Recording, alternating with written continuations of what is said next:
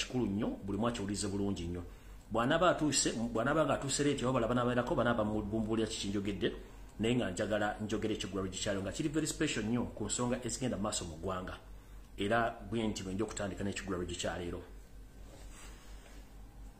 nga sinatandika n'ekigula lugi nja sooka nsindika obubaka buno eri bannaffe mwenna basobodde okutindiga olugendo ogende Masaka okubeerawo mu kusabira omwoyo gw'omugenzi muganda waffe Frank Senteza mwenna abataddemu ensimbi abataddemu amafuta mwebale kyemukoze ogenda okubeera muganda waffe butamwerabira era nensasira ne family y'omugenzi Frank Senteza taata maama bakojja basenga munnange ekirano nnyo kikuviirako muganda waffe ne ffenna lyekkubo lwakuba nti yafanga afiridde eggwanga ate nga muzira so ne Reverend Father mwenna basabidde omugenzi olwabadde mu misa mwebale nnyo kyemukoze obaka tubuulidde nnyo nze kennyini obubaka bumwogedde mbadde nga aboogerera mu mutima gwange mwebale nnyo okulaga buvumu nakwogera nsonga busimbalala nga bwe zirina okuba so si kwetirira nga abantu abasinga kwetirira nga bwe bettiriranya ng'ensi esaanawo tujjukire nti ensi bw'etabanguka era abantu bonna basinga obungi abanoonya obudamu bamunoonyeza mu makerezo mu makanisa okuba gye bagenda bamanyi kyagwe tegalumbiwa naye ensi bw'etabanguka byonna batabikyakola kati gwagawumbidde ng'oli muweereza wa Katonda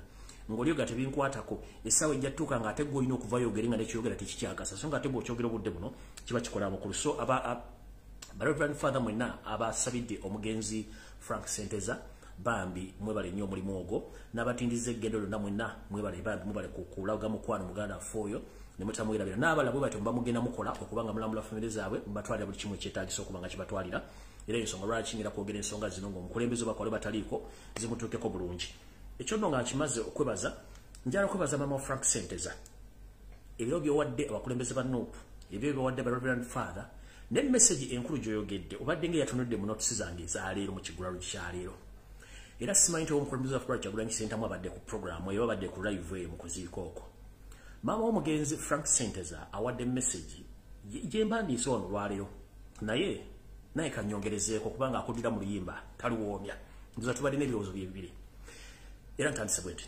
mukama wange Robert Kyagulanyi Ssentamu nkulamusizza nnyo kansubire oli bulungi nange ndi bulungi gyebaleko gy'otuusaako engalo wale kwagala ggwanga lyo manye ebikusomooza bingi na buli kimu kingi naye njala otwala message eno nga kikulu obubaka bwe nsookera kuddira mu kigula lugikyaleero nga sinagira nako bubaka ndowooza kansooke empumuzeemu awo kangere dda ku kigula lugi nakimaliriro ngende obutubuuka buddako munansonyiwamu awo maama w'omugenzi Frank Senteza akuwadde ekirabo ky'akasengejja njagala oddewulize video bulungi nnyo nange bwe nawadde empandikamu points ezimu zengenda okwogerako lumadde ngenda kwogera kasengejja ne video gye nasooka okukola nga nakava mu komera emikono gitawemera muwemba nayogera ku kintu ky'okukyusa obukulembeze n'okwetegereza abantu b'ofuga nabo ekibiina kya NUP bwekyo obukulembeze bwo akasengejja ako akakuwadde si kukamuliramu butunda si kukamuliramu bintu birala yabula akuwadde akakesengejja ako osengejje era mama njagala kwebaza omukulembeze omuwa akasengejja ako omuwadde si kusengejja bigambo wabula kusengejja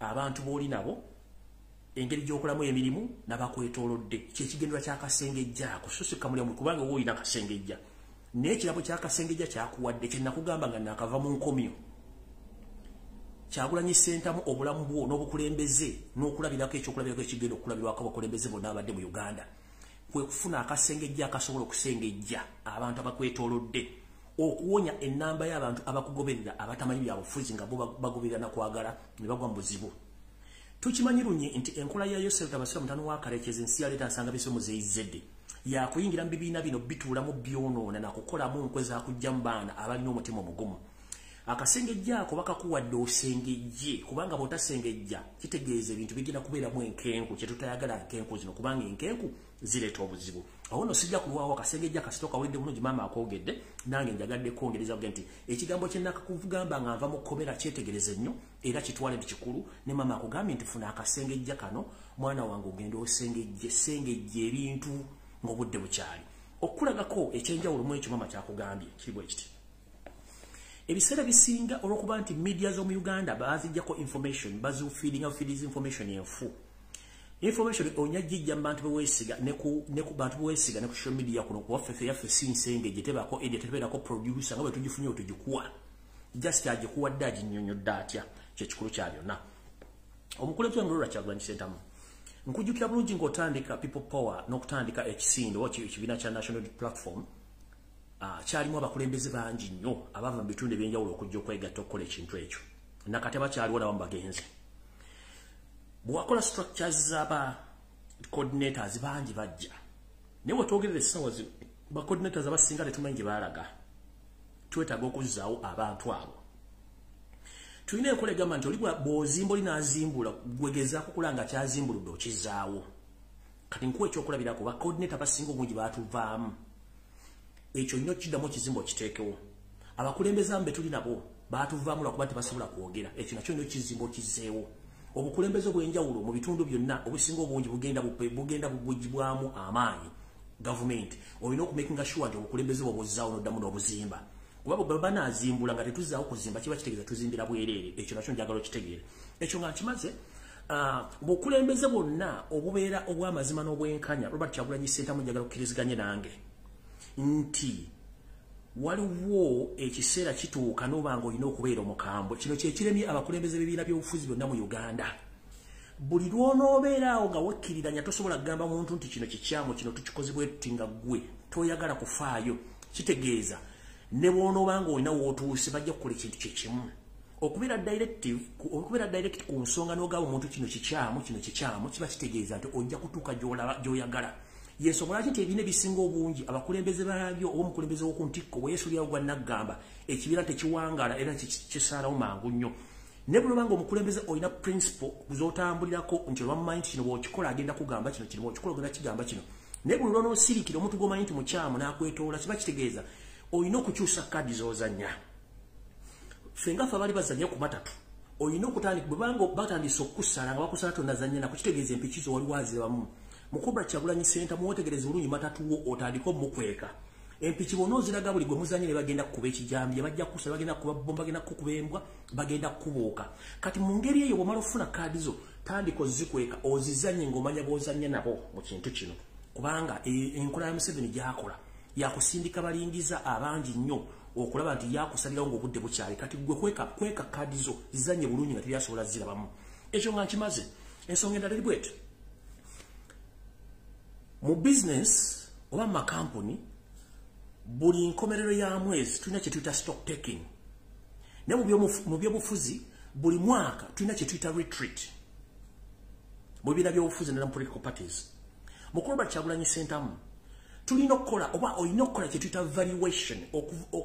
valuation okuddamu okutwala ebirowoozo emabega okuva lwe twatandikira mpaka olwaleero kiki gye twakiivinze wawe tulemeddwa tuzimbyewo tutya nkimanyi mbakulembeze bonna be walonda nkimanyi bantu bonna bawereza mu nuupu omanyi ono tasobola wano ono asobola wano oli asobola wano era kinavaga nti kola kye tuyita reshuffle with immediate effect okola reshuffle kubanga nze bwe nali nkola video zange olumu nakugamba mukulu tukolere ebintu bino wammanga ekisookera ddala njala okutegeeza omukulembeze gwa kati nkulu opera Robert Kyagulanyi Ssentamu ekibiina kya nuupu kirina abaana abalina kye tuyita omutima ogw'eggwanga nga bagwagala baagala okukola naye tebalina access gy'oli era kino njala kigamba mukama wange open nze sina gwe ntya kubanga kino nkigamba akitwala kireke waliwo abaana bangi nnyo abaweddemu amaanyi nga bali ku ground ba foot soldiers olw'okuba nti baba blocking okufuna access gy'oli mukulu Robert Kyagulanyi Ssentamu ngenda kusaba n'obuwombeefu obeere flexible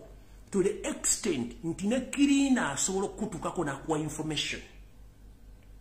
Don't let people to block those followers or your supporters in any situation. Njagala ofune ebintu bino wammanga nkusabusabye mbusikulagira bula kusabusabye ekisooka nasaba dda tubeewo n'enkola ku kibiina kyaffe kya nuupu nga waliwo gye tuyita information center ngeri independent information center ngeri accountable only on you nobody else ndakisaba dda nekugamba n'okugamba nti abantu abalirwedde okufacilitatinga information center eyo webali nga office nzijuvu bulungi mulimu computer mulimu amasimu mulimu buli kimu ewatuukira information mu modern day society tulina information ntuli twawandika amabaluwa ne gatambula kati these days amabaluwa wageyambisa okuwa abantu obutwa so eyo system y'amabaluwa ejja kuba nfu naye tulina system ey'amasimu tulina system eya message ne tubeera ne system endala yo eyeesigika gye tuyita nti omuntu akubira essimu n'akuwa obubaka ne tubawo message okukola ki olina akolekera obubaka ne tubirawo ne system eya email kabira mukulembeze wa America Joe Biden oba Joe waliddawa asoma tagenda tasobola kubaka nga tasomye email zisukka mu 10 aberawo ne personal assistant wa information gwe yesiga tasobola muli amulukwe amusomera email ezo namugamba omudde mbwat ne bwat mukama wange Robert Kyagulanyi Ssentamu okusinzira ku information jenga that is a sense of mu komera remember the scene remember batanankwata abantu bangi banoonya okufuna access kugwe okuwa information ekwata ku bintu byotamanyi bitambula mu kibiina but they are blocked ekyo nkigamba openly they are blocked in fact abantu bagamba nti okunoonya Robert Kyagulanyi Ssentamu ogenda n'onoonya papa nkiddamu abantu bagamba okunoonya Robert Kyagulanyi Ssentamu ogenda n'onoonya papa abantu bangi banoonya engeri bakutuusako information personal naye nga toyina access kutuukako bwe bajja ku secretariat buli omu alina kyakola sigenda banenyabamu naye nga ate ekizibu kiri nti nga bwe nasaba mu kusooka ntwetaga information center ng'oyo mwana bakola mu information center bali accountable on you nga balina ku reportinga woweka teri muntu alina banga office erina kubeera independent nga terina muntu agamba nti simenze kubuuza information kiro nga information yena ejja ku office awo nga ekwatagana ku gweyo kateri muntu agibuuzaako naye nga information eyo erina kujjira mu masimu mu email oba message ne babikutuusaako kubanga abaluwa twagazuula tebagateekamu butwa ekyo bwe kinaba kiwedde mukama wange kusaba office endala erina okubeera independent naye ojawule ku birala ye office gye tuyita eya welfare mukama wange ntumiddwa abawagizi b'ekibiina kya National Unity Platform n'aba People Power ne bansaba nkutegeeze nti waliwo office z'olina okwekwatiramu nga ggwe ye office eya information oba communication office ne ya welfare abagimanyi n'abatagimanyi kyekitongole ekikwasaganya ku mbeera z'abantu bonna mu companies ne waka wennyini oba ona ne byobufuzi kati mu NUP welfare erina okubeera ngeri independent bw'obeera independent nga erina kubeera ngeri accountable on you only so si ku muntu mulala yenna mukama wange njala kusaba okole ekintu kyetuyita division of power nti emirimu egimu structures ezimu olina kubanga goze monitoringira nga ggwe 1 abantu ba NUP mu nsi yonna bali wiringi okuba nti buli monthly basobola okusasula ensimbi eziddukanya ekibiina n'okuyamba ba foot soldiers mu buli ango bali wiringi naye they don't trust anyone with finance ekyo nkigambe kiri undi open nkigambe sagala kulimba they don't trust anyone with finance kubanga ebintu bingi bitambula kati nkusabye communication office erina okubeera ngeri accountable on you welfare nga nayo gwogimanyi biki ebitambula era buli kyeri kigenda mu maaso mu Uganda abantu bangi bali blocked okwaccessinga n'okufuna welfare jjukira nti NUP ebadde esaasanye ensi ebadde esaasanye Uganda yonna naye erina engeri gyeruzingamu kye tuyita momentum olw'ensonga nti communication they lack communication those people they lack welfare nti n'omuntu ali ekabala mayido bw'asaba omutwalo gw'amafuta talina ngeri gyagenda kuaccessinga mutwalo gw'amafuta gugufuna sokka ng'ate abantu sente basobola ziwaayo eziyamba ekibiina ekyo nkimaze sikiddamu ze office bbiri zeetaagisa ekirala ekiddako mukama wange Robert Kyagulanyi Ssentamu ensonga endala eddako eno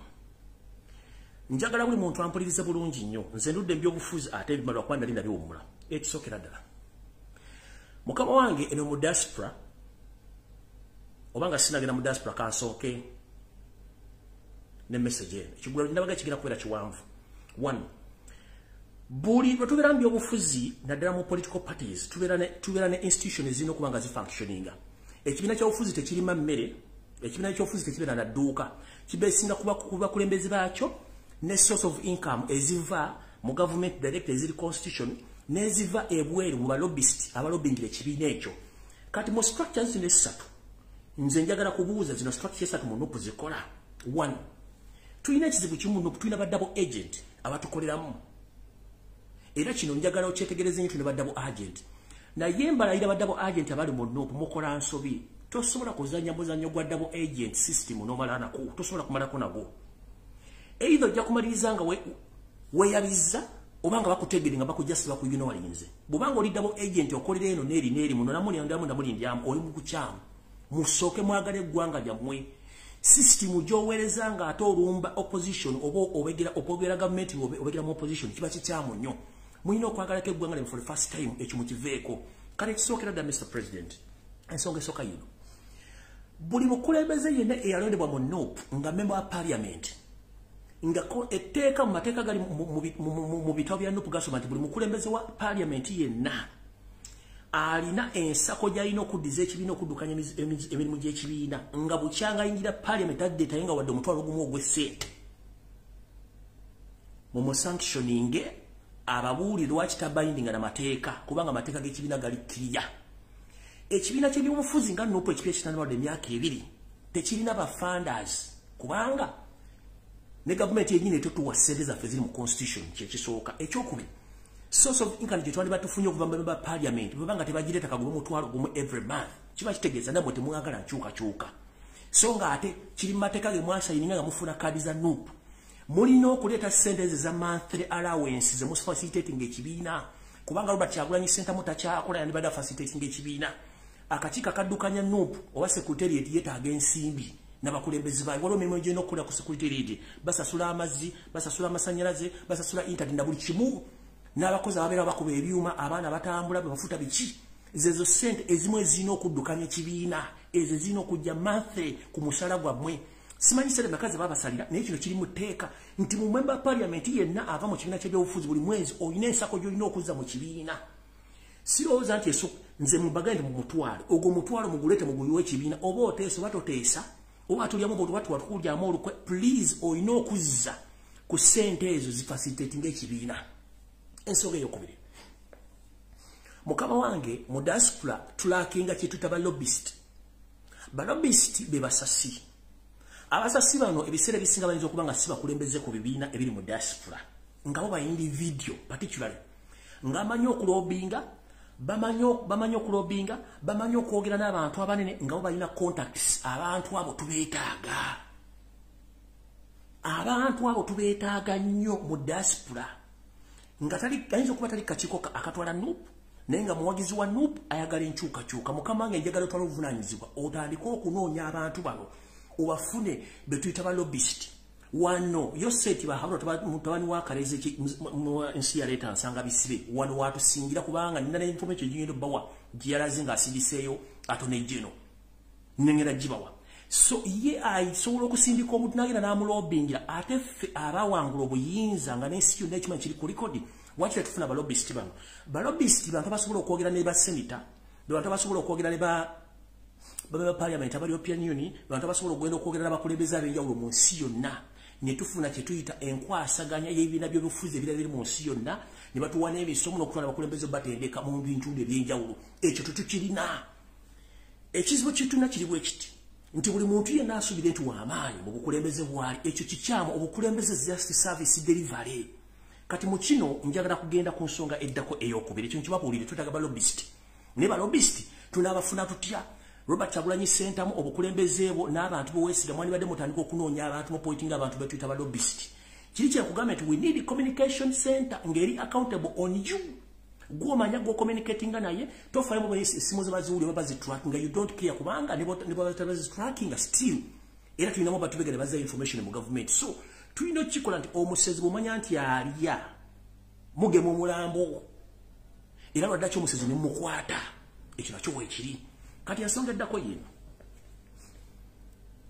obukulembeze bwonna mu diaspora obuliwo essaawa zino bwatandika okulagaya kyenkugambye twetaaga okukola kye tuyita tulina okuddamu okurevisitinga obukulembeze bwa diaspora ani yawekeninga ani yakola kino ani yakola kiri tuzzeewo abantu abasobola okuweereza ekibiina ekyo nga tukimaze ekibiina ky'ebyobufuzi nga NUP ekiri ku ludda oluvuganya we twogera essaawa zino kyandibadde kifuna ensimbi okuva mu bibiina by'obufuzi ebyamaanyi mu nsi yonna nga donation sebo mukama wange Robert Kyagulanyi Center mujja kubuuza bakulembeze ba NUP bali mu diaspora ani yali akozeeko ekintu ekyo n'ayingira ebibiina by'obufuzi ebyamaanyi mu nsi yonna n'atusabirayo obuyambi oba n'atusabirayo conversion okwogera n'abakulu ab'ebibiina ebirala okusobola okutuwa obuyambi kubanga ebibiina ebibadde bikolagana mu Museveni bibadde bifuna access ku bantu abo era nga bifuna funds okuva mu bibiina ebyo nkimanyi nti ne gavumenti enene ziri willing okuwa NUP ssente naye tetulina balobist tetulina basobola kwogerera nsonga zino abantu abasinga babawo obukulembeze balowoleza ku kintu kimu.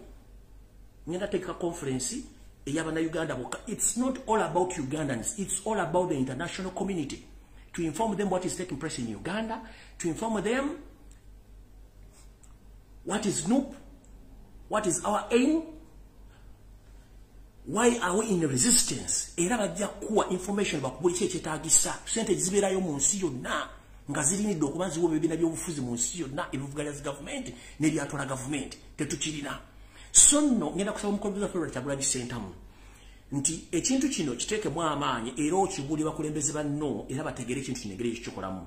Kati njagala waliwo olumu nali nakava mu kkomera nensanga omwami bunga akoze video ng'agamba nti obukulembeze buli mu diaspora bulungi nnyo bukoze emirimu. Yes, bukoze nnyo bulungi nnyo, ne waliwo ekibulamu ekyetaagisa bibino ebintu by'emizo basomesera mu KIGULA LUJJI. Ekisookera ddala waliwo ensi nga tebazizanyiramu nga n'ekigambo kye bayita money laundering musango gw'amaanyi nnyo nga either okusolicitinga ssente ozisolooza oteekeddwa okuba nga oli registered entity in any particular entity gy'okola ku ssente. Oba musolooza ssente mu bantu bannansi abali mu nsi ezo nga bannayuganda nga ssente zirina okubeera nga ziraga we ziraga n'ekizigenda okukola ng'ekintu kyezigenda okukola kiri registered. Njoza mu mpulira bulungi nga kiri registered. Katugende mu America waliyo UNA n'ebibiina ebirala byonna biri properly registered. Waliwo omugenda wulira muganda wange nga wankyukakyuka n'agamba nti ate obukulembeze wa NUP obaddeko mu America bwali bugenda kuregisita ng'ekibiina kya NUP bakiregisitalinga nga baani. Muganda wange njala kunnyonnyola njala okitwala kino kyakugamba sikudegradinga sikumala amaanyi njala kugamba ensi ze mulimu ezaakulaakulana buli kintu kyonna ekirimu okukwata ssente kirina okubeera nga kiri legitimate nga kiri registered. Abantu abali baregisteringa association ya NUP mu America, they had all rights of registering the NUP kubanga bw'otandika nti oyingirira ebibiina ebinene bikanansa ogenda bisaba ssente ng'oyogera nabyo bijja kubuuza ekibiina kyammwe ng'oggyeko kuba nti kiri mu Uganda wano bakikulembera muri registered, are you known the government entities? Kibajja okubuuza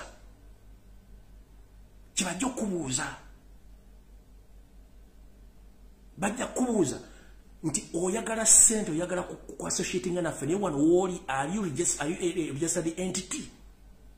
Mulina account kwemuteeka ssente z'ekibiina kwe zituukira? Ani asaba kulwa ekibiina ogenda osisinkana basenators? Bwe muba muwandiikira UN oba muwandiikira ICC ku nsonga claiming emisango egiri mu ICC egitatambula ogiwandiika ng'ani? Nti nze ndi mu America tuwandiisiza NUP registered entity oba NUP chapter mu America registered ngeri mateeka kitegeeza ebbaluwa eyo ebbaluwa eva mu kintu ekiri registered ngera kira ne stamp kimanyikidde government ya America oba ya Bungereza oba ya Sweden oba yawa ng'ebbaluwa bw'ogiwandiika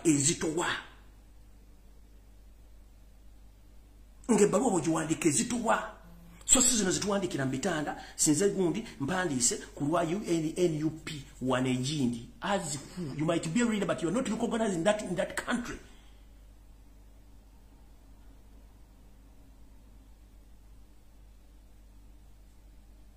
Tosobola kuwandiika mu nsi n'owandiika ebbaluwa UN egikkirizanga kubanga Kyagulanyi tajja kuwandiika bbaluwa naye abakulembeze bakulonda nga oli spotted era nga oli registered bulungi nnyo on behalf of NUP whenever you are oba America oba Bungereza oba Canada oba kiba kitegeeza nti ekintu kino kirimu omuzinzi tovula Museveni tabyagala. That's why buli kiseera wabeerawo development wabeerawo bakyankala bazze ne bazzeero kubanga tebakyagala bamanyi kyekitegeeza.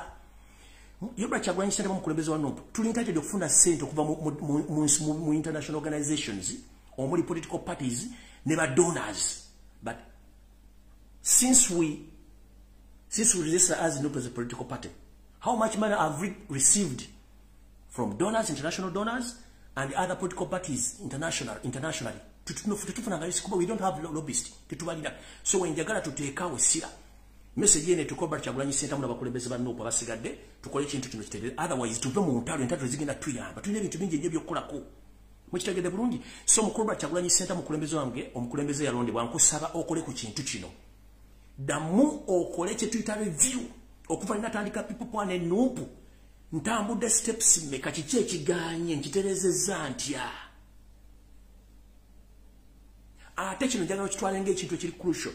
ekintu kye tuyita information kyovula nti government esinga amaanyi ne bagitira information nti ekiyenje kisaze wali ku Northern bypass government etwala obuvunanyizibwa okukola ekiyenje kikaki ekisaze lwaki kisaze lwakivudde mu nyumba ne kiddamu ekibayita information and intelligence ekyo kisooka nkikutereddeawo ekyokubiri kye tuyita communication njagala kugamba eri abantu bangi nga balina information gye baagala okuba but they are blocked.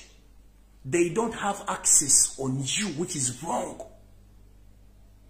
Either get written over email over what? Ngenda kusaba welfare department independent nga eri accountable for you honorable jikwasaganyako ne communication ezo sectors bill ezigadde zonna zirikabala bazikunga neche tuyita communication ne welfare bibitambulwako ekibiina ebibiina babiganye ekigula LUJJI kyalero nkimaliriza kati kantandike video yande esolwalero.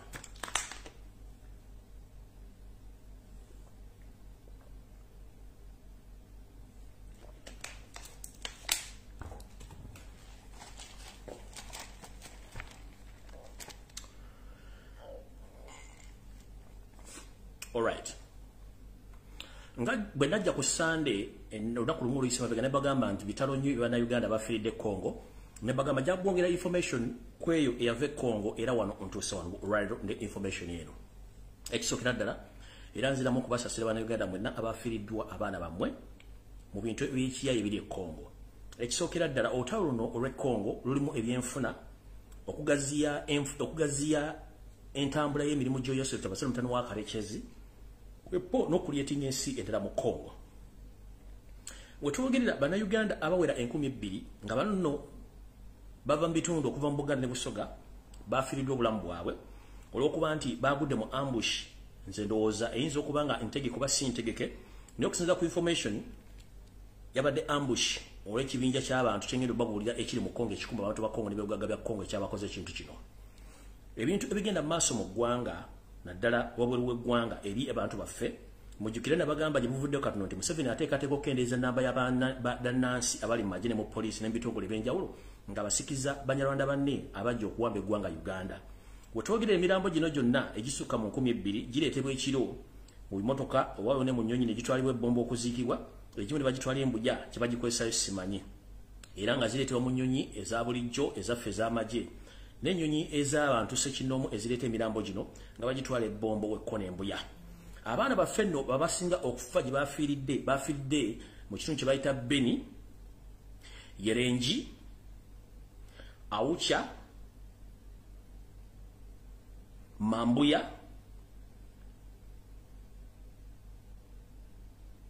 Kanyabanyonga ne Butembo.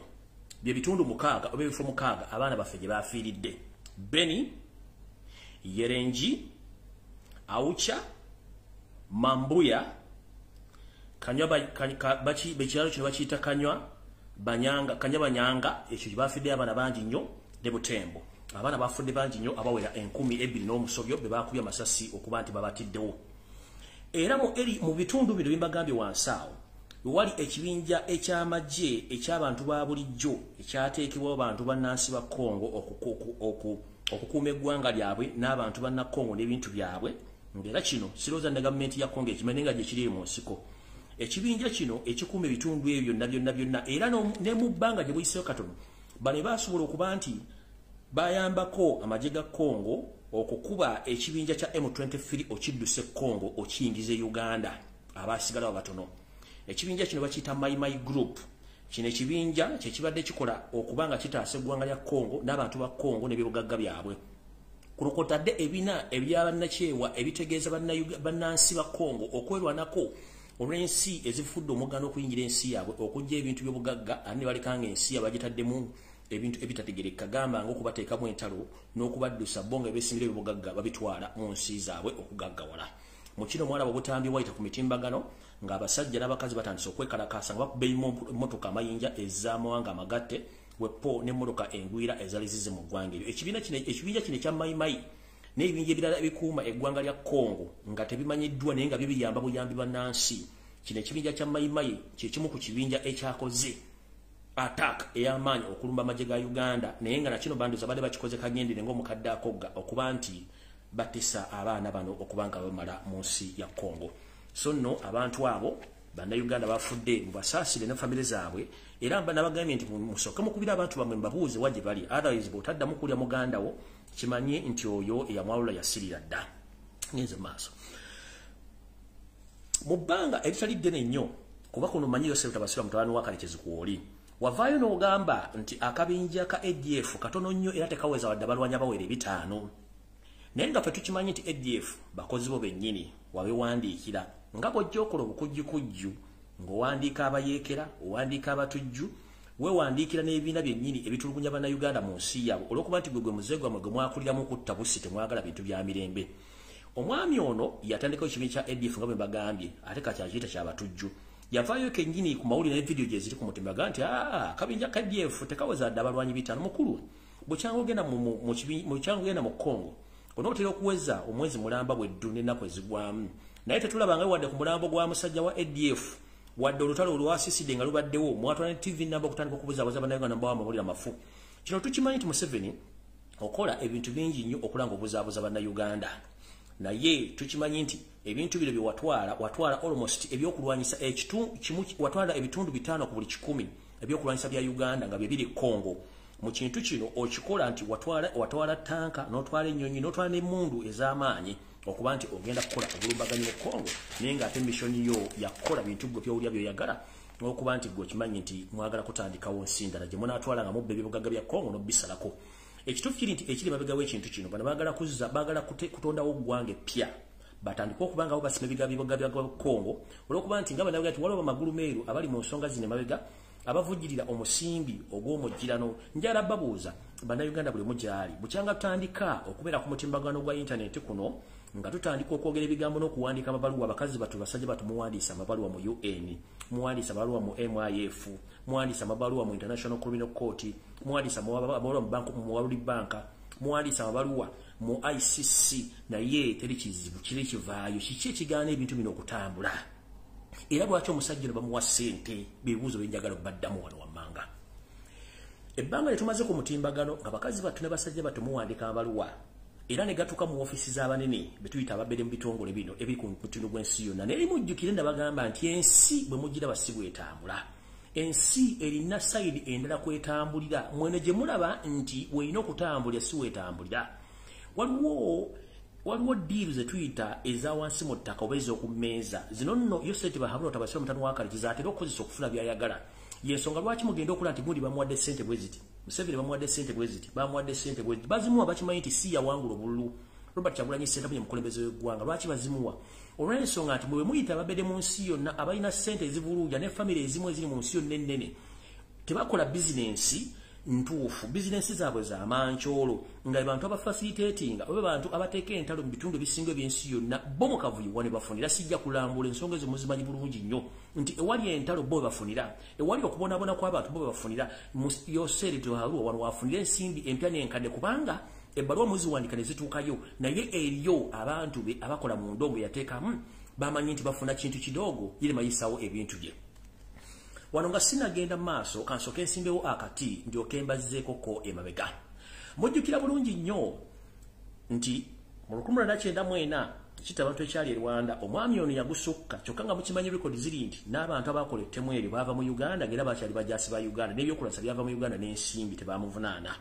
Mu Luweero teri yamuvunaana, mu Ggulu teri yamuvunaana, mu Eastern teri yamuvunaana, mu Buganda wennyini wajja Ssaaba teri yamuvunaana. Bwe yagenda Lwenzuluulu n'akijjala ku bali n'asalawo basaanyawo baveewo omusango gwawaabibwa era n'akwata omu ku baali empagi lwalaga mu kuwaba omusango guno n'amukwata n'amujja we yali alina okubeera era ndooza n'amuwa ekyoja mu miro ekyali ensi ensimbi eziwera omukyala omusango n'agunnyika mu nsuwa era ne gubuliraawo ne gusirika naye kennyini ng'omuntu n'asirika omusango ogwo gwaliyo naye gwamala ne guzikira.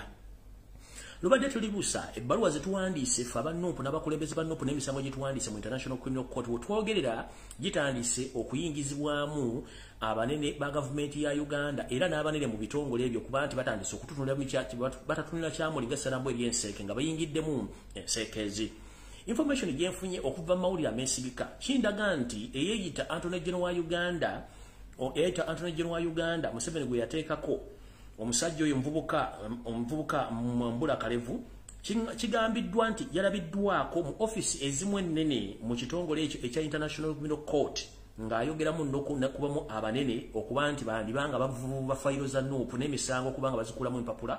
Kyesimanyi nti kinaasoboka naye tulina okuba nga making sure twongeramu okusindika empapula zino n'okunoonyereza ono IGG oba Attorney General wa Uganda yagenze kukola kimu International Criminal Court kubanga tukimanyi yeyo seri wabanga ayagala kujjawo kintu ky'abayagala akozesa nnyo bumaali mwana w'omusiraamu okuba nti ensonga zino zonna zivulunga.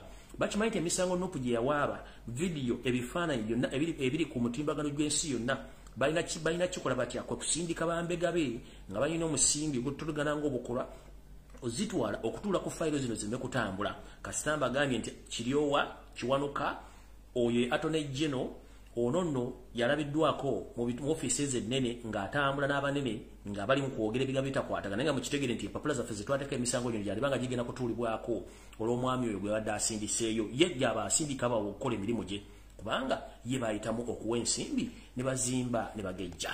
Wenjagadde bategereza nti office zino temwewunya lwaki bamuwa ensimbi kubanga mwensi mugiraba ku side emu si bwe ino okubeera waliwo side endala ensi kwetambulira gye mulina okwetegereza obulungi. Kyenvudde mbagamba nti mwetegereze nyo ebintu bigenda mu nsi mwe mukirowooza si bwe kiri. Kyova olaba nti omuntu agamba nti gwe kyolowooza si bwe kiri ate ky'otalowoolezaako ddala bwe kiri. Ensi nga mugiraba si bwetambula. Simbudde ngenze mu maaso. Mu bantu abali mabega abalindiridde okukola ekintu kino ekyokuba nti bessa mu ddene n'okuba nti bafuuya akadingidi nti singa ekintu kya Museveni kya planning ekyokutondekawo eggwanga mu ggwanga eddala mu ggwanga erya Congo kituukirira ensi ne bagisalako. Mujjukire nti ono y'omu eyali mu lutalo lwayawulawo Sudaani ey'Amaserengeta okugijja ku Sudaani ey'Amambuka era afunamu ssente nnyingi nnyo okuva mu gavumenti eyo. Kyekintu kyekimu kyagala okukola okugjako ekitundu kino ekirimu ebyobugagga ebiyitirivu okuba nti bakyeddiza babe nga bakikolamu bye baagala. Era mu bantu abalindiridde okuba nti bagenda kukola ekintu kino okukikuutira akadingidi ku mitendera gy'ensi yonna mu office ennene mwe muli abantu bano wammanga kubanga Museveni bakozesa okuwa ensimbi. Muno mwe muli omukyala gwe bayita Linda Kyoka oyo nzize mwogerako ne bbaawe. Muli eyaliko Prime Minister wa Bungereza bayita Tony Blair. Muno mwe muli n'abamu abayindi abali mu House of Commons wepo ne Archbishop yaliko Archbishop York ononno muganda wa Kayanja gubayita John Sentam be bantu abali okukola emirimu gino. Muno mwe muno omukyala gubayita Marijani Black. Ono Marijani Black yaliko omukyala w'omu ku bantu Museveni lwanana mu nsiko wabula Katonda n'amujjulula. Omukyala ono yakola emirimu gya Museveni gyali kituta Black Ops Missions mu European Union MC endala ezeetolodde. Era ambassador wa Museveni yabadde akolanga ambassador wa Museveni mu nsi eziwere 5 ku Ssemazinga wa Bulaaya. Omukyala no Marijani Black akola emirimu mingi nnyo mu European Union era yabonogera n'okola ekintu kyonna nga taliiko oba ofuuyira ndiga mulire kubanga tejja kuwulira olw'ensonga nti bebesaze okukutomera ejja kukutomera. So nno be bantu wepo waliwo n'omuyindi ow'amaanyi ennyo mu ggwanga lya Bungereza ono ngera yali mu House of Commons abanga atambuza empapula za Museveni okuba nti tebakola kintu kyonna. Y'ensonga lwaki mulati ebintu bino bigenda mu maaso mu ggwanga eryo byonna biri matankana engeri empale za Museveni Yosef Basiro mutano wa Kalekezi ensi yaleeta nsanga bisibe muzeyizedde okuba nga akola ekintu ekyo. Mu kino baagala kuwanvuya bigere byabwe bakole Truth Dynasty nga bagiyingiza mu ggwanga erya Congo. Y'ensonga lwaki nti bakola ebintu ebyo nga beesiga nti balina abale basobola okuwa ensimbi okukola ebintu bino. Ne mbagamba nti ensi nga mugiraba si bwetambula waliwo ebirala engeri gyebitambulamu nga mu kino obuyinza bwa busigadde mmwe eri abantu okuba nti mwesalirawo kiki mwagala ensi yammwe ebeere. Bwe tunaalinda tukole amateeka oluusi nalwo olumugagaana naye ng'ate amaanyi g'abantu bwe muba nga mukooye buli kimu kisobola okuba nti kikolebwa ne kiggwa. Eyo nno ensonga ngimaze ngenze ku meeting eyayitibwa Yosef Tabasira mutano wa Kalekezi mu wiiki eri yennyini gye tukubye mabega oluvannyuma lw'okukola vidiyo gye nakola gye nabagamba nti tulina okukola kye tuyita okulongoosa okw'enjawulo bwe tuba twetaaga okuba ntufuna obukulembeze. Kino nakyogera kyateeka Yosef Tabasira mutano wa Kalekezi ne banne ku bunkenke obutagambika era buli omu twogera ne ku Christmas oba ku Ssekukkulu abasinga tebaagenda mu bitundu byakyalo okulya mmere wadde okulya ku nnyama nga batya okuba nti bayinza okubataaga mu kkubo ne babalongoosaamu ebizimba mu ngeri gye nayogera. Kino nno nkitegeeza olw'ensonga nti tulina ebintu bingi by'okukola naye buli lw'omanya ekizimba bwe kiri n'okinyiga oba wewala okufuna kansa obujje bujjako eyo katono.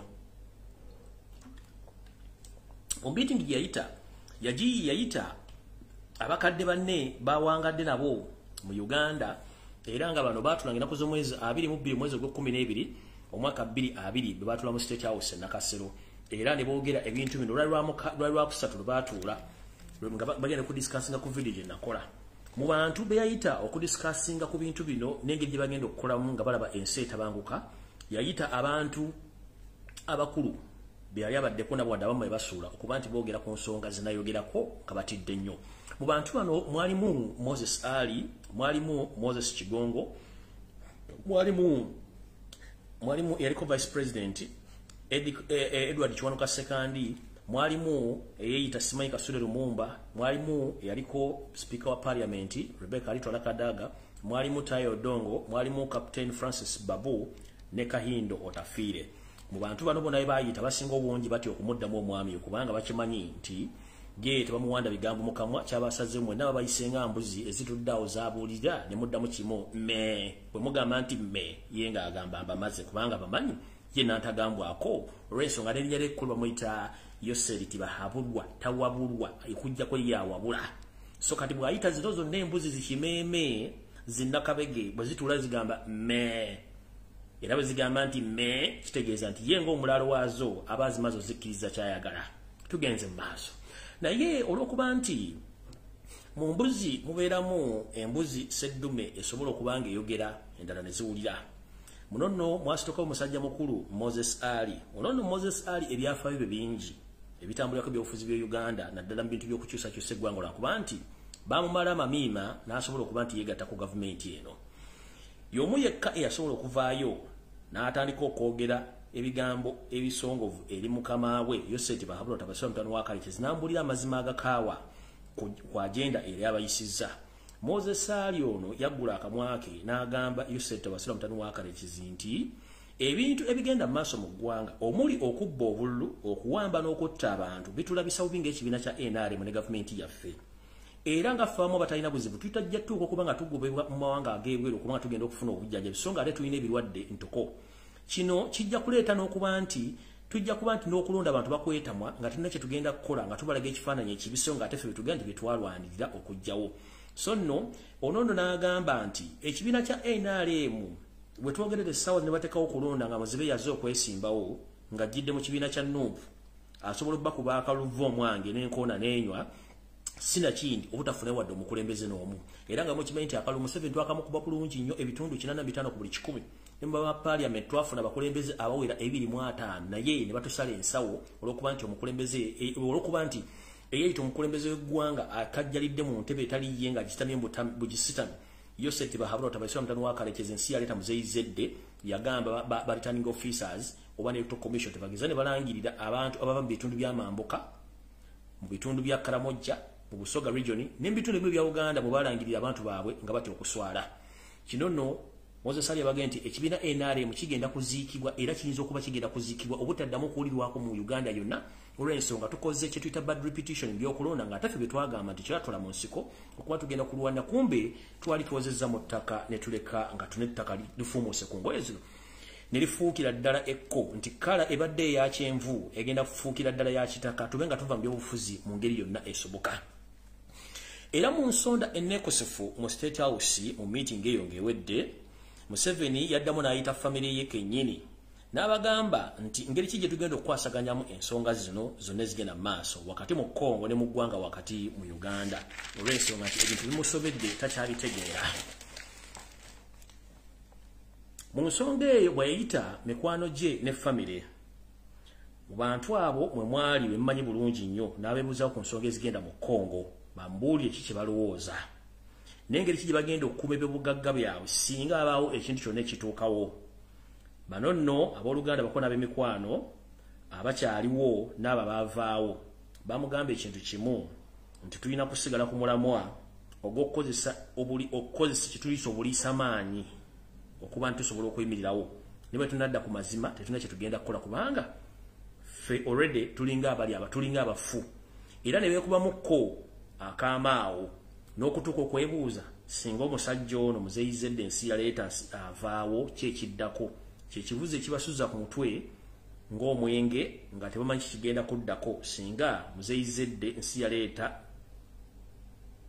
tamanyi kinaye kigenda kuddako olw'ensonga bwennyini gwe basibiddeko olukoba olw'ensonga nti balina obutakwatagana mu bukulembeze baagala babeerewo ekisooka nti bonna ensi ekimanyi nti baasoma era tebalina muntu gwe basobola kusimbawo y'ensonga lwaki batandise okuyita ku mitimbagano egy'enjawulo nga batiisatiisa bannansi abaagala enkyukakyuka nga batandise okuteekayo abantu baabwe okutiisatiisa abantu baabwe okwogera ku mitimbagano egy'enjawulo nga Uganda bweri ennungi bewoomera abantu naye nga bambi bano abantu tetubanenya olw'ensonga amaaso ge balina maggale ye bw'anyoka walagike n'anywa n'omusokoto n'alowooza nti ensi bw'agira bweri ensi erina ebirala ebitambula nga baga nti ensi bw'omugiraba si bw'etambula erina ebintu ebirala ebigitambuliramu so naawo wenga okukuma ne information eyo ngende ku information endala era kati mukwata opapula n'ekkalaamu njala mutagingire abanyarwanda bonna abajja mu Bulange njala mutangire Charles Peter Mayiga njala mutagingire abantu b'Ekibuye Salama Munyonyo Makindye Katwe njala mbatagingire bulungi nnyo n'okwetoola olubiri pakanja ka Kabaka njala mutagingire abanyarwanda abajja omwo mu Bulange Mmengo kujja okusaba ettaka kwata ekkalaamu kwata empandiiso kwata ekitabo owandiika information eno bulungi nnyo wasanya kalonde babbi bannamwe baagala ku vidiyo eno kamala okunywa olwendo lw'amazzi tutandike vidiyo kati etandise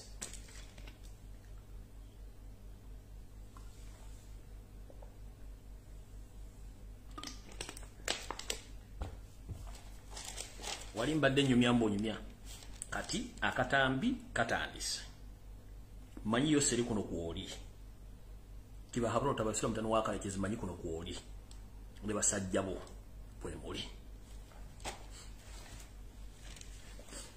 utandise bwete mu njogere nyangu bannayuganda njagala mbajje mu kintu kye bayita diversion mu kibeeremu kitegere bulungi nnyo okuva n'olwaliro bugingo tambalira data mu bugingo diversion n'embaga ye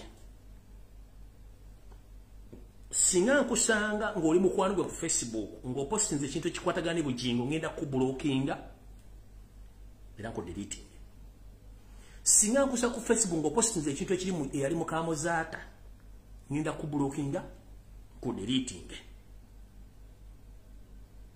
singa nkusanga ng'oli mu kintu kyonna ekiri mu simanyo naani simanyi bano abavudde mu diaspora abantu ba NRM bonna ng'osimayo sinimentaleza ngenda kublockinga diversions muzimalirako data muzimalirako obudde nga waliwo issues enkulu ezeetaagisa eggwanga ensonga ya ono Pastor Bunyongo diversion tekyali issue mukyala Muzaata takyali issue eyo diversion bano simena vudde Bulaya kujja kulya nsimbi mu Uganda that is diversion tembakwata mubaleke muve ku diversion mukwate ku nsonga ezirike mu ggumba muve mu diversion zisuse abaana bana Uganda bafa nga bamulowooza nti muli mukula ebintu bituufu nga tesi muli mukula ebintu bituufu ngenze maaso yosere tobasira mutano wakalekezi njagala oveeyo obulire eggwanga mu meeting gye mwabaddemu ennaku 2 mabega ne famire yo mwazzemu ne muteesa nga mugenda kuleeta bbiiru endala ate zino bbiiru nzibagamba ne zituukawo nabagamba bagenda kuleeta bbiiru eya Maryland neya Beiro bagijjewo nekibagamba kikyo kitambula simembo agenda tambula nga yebuuza ku bantu kyabatakulonda ekya Beiro kyo nakugamba Museveni totawaana Beiro etteeka ddyo nabagamba nebajja mu parliament mutegana temuli discussing nga kumulire kali signing kubanga bagadde bobogo banga musajja muno olekangamu embire zinakuzza Beiro temutegana mbu simu consultation no kera ku macho gambe nti nze Beiro mu Uganda njijjewo period nkyagala na nnyo kiyite kubanga obogo bamusajja muno olekangamu embire zinakuzza seruka bamayute bakwata kuliriye yasinga okuwoloma mukuru temutegana wena kola consultation nature Maryland don't waste your time and your money mugenda kola consultation from Maryland is a Buganda issue and Buganda's life not Ugandans this is to remind you Maryland bulamu abaganda ate nsonga za Buganda tezikwatako twakugamba nti Maryland obe kunyira zizi yose tutabasira tewali ya kuandikira application kujja mu Buganda yose tibahabula tutabasira mutawala kalekezi Mailoland issue, nobody invited you to come in Buganda. Nobody. So if you find it difficult to stay in the area where there is Mailoland, please vacate and go back to Rwanda, where you belong. For us, we can control ourselves as we've been doing all along. We've been staying with our fellow Ugandans in Uganda. No grudges, no land grabbing, no land evictions. Until you, with your fellow Banyarwanda, who came to invade and destroy Uganda, who started all these things, land eviction, land grabbing, and each and every atrocities you've done in Uganda. As you speak right now, don't waste even a single coin that you are going to do consultation asking Ugandans about Mailoland. Don't waste your time. Mailoland is Uganda issue. For us, we are not interested in your nonsense. Please, don't waste your time. Even on a bail consultation, please just put it in place. Don't waste your time. Don't make it a discussion in parliament. Just wake up early in the morning, say that in Uganda there is no more bail. Because we know anytime you are going, we shall arrest each and everybody who has been serving in your government. Is going to be taken to the prisons, no bail, because it's you who left that law behind. Hope you know. Each law you put in place, we are going to use it against you who implemented it. Hope I'm loud and clear. So don't waste your time.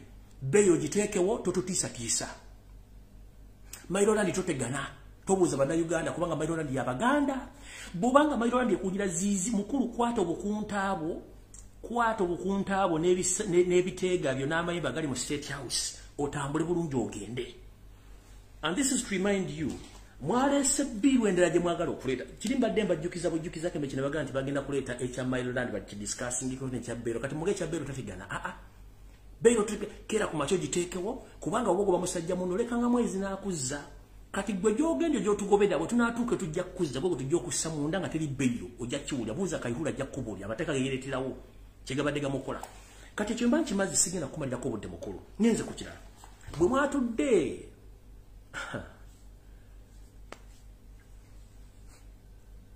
bwe mwatudde olwokumati muliza musinga okutera nemuleta bill eno era wana Uganda jara babu ya bill egenda okujja bagiyita death and funeral bill.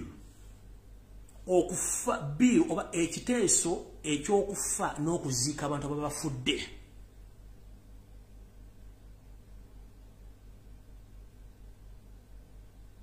Nkiddamu bana abasajja n'abakazi abatudde mu bukulembeze obutali bwabwe bagenda kuleeta bill gye bayita death and funeral bill. Je tuyita ekiteeso ekyokufa n'okuziika ababafudde. Ekiteeso kino kiri mbiki. Ekiteeso kino ekya death and funeral bill kyaleeteddwa era kyaleeteddwa ne bakiteesaako mu State House nga kino kigenda tuzzayo ku nkola gye nabagambye ku Sunday nti abantu abali mu diaspora mwenayo mufa babazika mu cemeteries. Cemeteries no wabeera emyaka nga 16 omulambo gwe baguddamu ne bagucyankala ne bateekamu omulambo gw'omuntu omulala. Museveni kyagala okuleeta mu kino baagala kutandikawo nti tewali muntu akkirizibwa kuziika muntu we ku kijja kyewaabwe olina kumala kufuna lukusa okuva mu gavumenti ya wakati oba okusasulira omusolo oba something like that. Ekirala baagala kuleetawo etteeka mu kawaayiro akamu galisoma nti gavumenti erina obuyinza ku muntu yenna baafudde wajja agenda okuziikibwa era alina kuziikibwa mu cemetery eza gavumenti. Naye ng'omuntu ono bwe bamala okufa bagenda mukola ki? Bagenda kuleetawo bagenda kuteekawo kampuni zaabwe nga zino ze zookya emirambo gy'abantu ne gifuuka evvu ne bakuwa evvuulyo nogenda luzika mu cemetery kye baagezaako okukola. Nakino baagala kifunamu nsimbi. Bwe muwuliriranga mujjaga nti ndalyogerera kuba nti bwe mbyogere mbabiteeka ebibabisuula mu kasengejja. Kati mukulu yagenda okubanga yamanyi muwendo ki gwagenda okukyayinga gwa kagubirwa agenda genda kuzika ku kijja kye waffe. Yamanyi sere bakazi bagenda okukyajiga mu cemetery n'okwokya abantu abafudde okuba nti ettaka baagala kubanga balikolerako ebintu byabwe tebaagala bintu bigende mu maaso. Death and funeral bill eyo naye ejja mu family meeting gye baateesezza kujja nga bagenda gijjawo era bo bakole kye baagala. Kati ntuuse ku kintu ekyokulya n'okkomba essowaani. Ntandise bwenti. Munnango lwatuuka nga mu Luganda otulabira nga abasajja n'abakazi kino ngenda kyogera kankibagambe mu Luganda mukyuli nkidde mu Luzungu. Tulina obuzibu nti these people abantu bana bali abatwala obuyinza balina cow mentality mu bwongo bwabwe. Tebalowooza nga abantu abo balowooza olw'okuba nti batudde ku bantu ababakowedda. Ekisokera ddala bwembanga nasomako akatono nga ne ssemateeka mu manyi ssemateeka tugamba bwati nti buli muntu yenna asangibwa mu ggwanga Uganda abeera munnayuganda. Ssemateeka bwati bwasoma tetulinaawo ggwanga ddala lijja mu ggwanga ddala ne lisaba obuyinza bulala. Eggwanga babeera munnayuganda. Kyova nti bonna passport zetufuna ziriko Ugandan nationality oba national. Nze kennyini ndi Muganda naye nga ndi munnayuganda nakabala oba ndi munnayuganda kasanga oba kaswa kuba bakadde be banzaalira. Kati kino kye bajja babagamba nti tribalism oba ndi tribal ndi what? No, let nobody receive it oba akulimba. Let nobody receive it oba akulimba. Ekitwawuza emitwe kwe kutegeera. Ekitwawuza mbuwangwa nene kwe kutwawula nti ono musoga ono muganda oli mutolo ono munyalwa ono musoga ono mulundi kye kitwawuza tukiwawuzi ono buwanga bwe nennono muganda oli mutolo kye kituyisa. Okitegeera kye kituyisa. Kati bwenjogera nti njogedde ekigambo munyalwanda olina ganda ndi tribal, then this is a weapon, a defensive mechanism which was created by Joseph Basura, the son of Karekezi, to defend their arrogance. That even if you come out and you talk about Banyarwanda, they will say that whoever is talking about that is tribalistic. Nowhere. That is their defensive mechanism. Era mwalabe mu kavideo abasajja bazimbulange bagambye nayita Katikkiro mubati sosola. Baba sosola. Osobola okgenda mu Rwanda ne weyita omuganda n'osaba ettaka mu Rwanda. Osobola okgenda mu Rwanda n'ofuna passport yalo na mu Uganda. There is no way. Mulemye okumanya nti musetulinze mu nsi. Mulina national identification za Uganda, muli banna Uganda. Mulina passport za Uganda, muli banna Uganda. Teri ggwanga lye bayita ly'Abanyarwanda mu Uganda. One, buli tribe ebeerako ensibuko obuvono obuddo weeyina okubanga weebeesinze. Nababuuza Abanyarwanda mubeesinga mu kitundu kya Uganda tekiriwo. Muli banna Uganda nga abalankiddamu buli angamba nti njogedde ku ggwanga ly'Abanyarwanda mumba ndi tribalistic. Nowhere. This is the reality. Museveni and his groups, they created their defensive mechanism. Whenever you talk about their infiltrators, the Banyarwanda, he comes outside that those are they are tribalistic. I'm not tribalistic. I'm telling you the fact. The fact is, ekitwawuza emitono buwangwa is to describe Jovanis and Musoga. Mama, eriya Abanyarwanda bangi nnyo abajja mu Uganda omuyaka ejjedda batudde bulungi tebalina buzibu era baagala Uganda era tosobola mugambi kubanga n'amanya balina ga Kiganda balina ga Kisoga balina ga mmwe akabinja akatono ke twogerako akababbi. Get me right. Soogera ku Banyarwanda bonna kubanga eriya Abanyarwanda abalungi more than we. But there is a group of infinite traitors, the pirates who came to destroy our country. So whoever feel offended about my mentioning, please, I can't even apologize to you. Just get to know that I'm talking about the pirates. And their leader is Joseph Bahabura Tabasura, the son of Karekezi. So if you are not in that group of infinite traitors, don't blame me and don't cause any commotion. Stay where you are because you are Ugandan. You hold a Ugandan national ID. You hold a Ugandan passport. So they say of tribalism or tribalistic, it is a defensive mechanism of those infiltrators, including Joseph Tabasura, the son of Karekezi. Whenever we say that he's killing our people, that he said that those people are tribalistic. The same people who came in Bulangame claiming to be that they own land in Uganda, or they were given land to Uganda. In their closing statement, they say that the Baganda outside there, they discriminate us. Hope everyone saw that and watched that video. Kino kyembagamba. Museveni ne banne okugamba mbu tubasosola. Bakikozesa kwekuuma kubanga bwe babasosola omusoga tebalina kyebagamba bo basosola.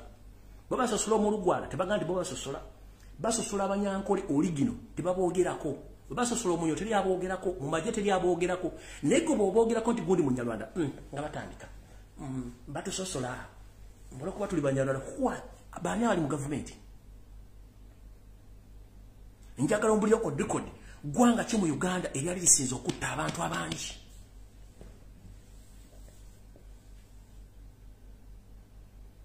gwanga ki mu Uganda eryali lisinze okutta abantu abangi ekyo mwakikozesanga kyakulwanyisa kwekwekamu mujjukire njagala bagamba waliwo akasolo ke bayita olugave bw'olukoonako lwezinga ne lufuuka omupiira ne lujja ebirigalagamba kati nabana bambi kye baakola bw'oyogera ku Banyarwanda bano nga bagamba tusosola ani akusosola constitution bw'obanga wazaalibwa mu Uganda era okulidde mu Uganda oli munnayuganda passport gy'olina eriko eggwanga Uganda teriko Rwanda nkiddamu endagamuntu zonna ze mulina ziriko eggwanga Uganda tekuliko Rwanda tosobola kubanga ogaa nti oli munnarwanda ng'ate oli mwiraga yonna passport ya Uganda tekikola makulu. It is useless. So stop fooling people because we know you created that defensive mechanism that we are tribalistic. We are not tribalistic. Because there are so many groups of indigenous Ugandans who have been discriminated by the regime, both in public service and in private sectors. Because you've occupied each and everything.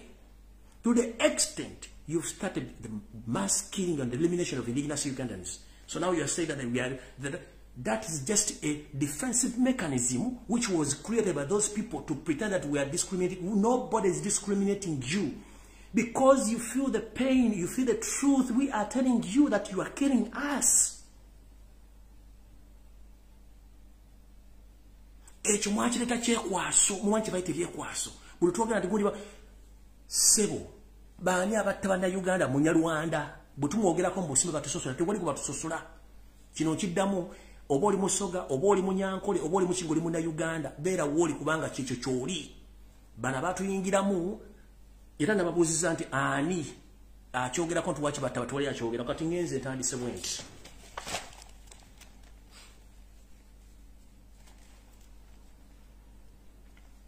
Munange bade tulibusa nga luleeta abasajja bano abayita Abanyarwanda nga bajje Mengo eri Munyarwanda munnaabwe kyali Spita Mayiga nga bamunnyonnyola nti bo bazze kukyala Mbulambu wa Kabaka basabe ettaka lyabwe eryabaweebwa era ne boogera nani yalibawa era nani alina okulifuna. Nenzija ku Sande Mbulange Mengo ne mbagamba nti ekituufu kiri ne mbabulya history w'ebintu ebyo byonna byonna ne mbateerawo ne mbabuuza mulangira ki eyazze okusaba ettaka eryo nga taliiko. Kino ekintu bakiyita mulina ekintu kyemutamanyi. Museveni alina ekintu kyakola. It's a premeditated bakiyita